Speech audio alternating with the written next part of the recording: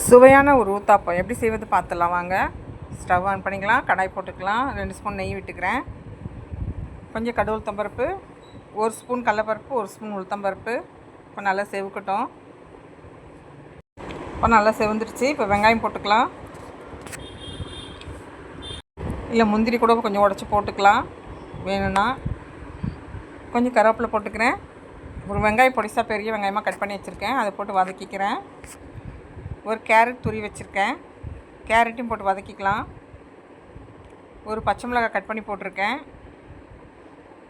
இப்போ நல்லா வதங்கட்டும்.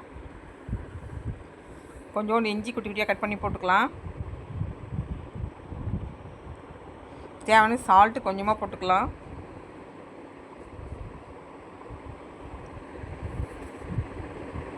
நல்லா வதங்கிடுச்சு.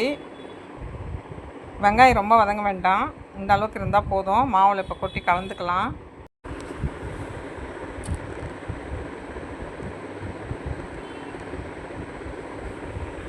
இட்லி மாவு கொஞ்சம் புளிப்பாகிடுச்சுன்னா இந்த மாதிரி பண்ணிட்டிங்கன்னா புளிப்பே தெரியாது மாவு.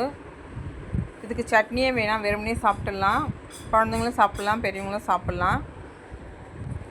செம்ம டேஸ்ட்டாக இருக்கும். ஏன்னா நம்ம கேரட்லாம் போடுறோம். தேங்காய் கூட கட் பண்ணி போட்டுக்கலாம், தேங்காய் இருந்தால். அப்படியே சில்லி பேஸ்ட் கொஞ்சம் மேலே தூவிக்கலாம். இப்போ செவந்துருச்சு, அப்படியே திருப்பி போட்டுக்கலாம்.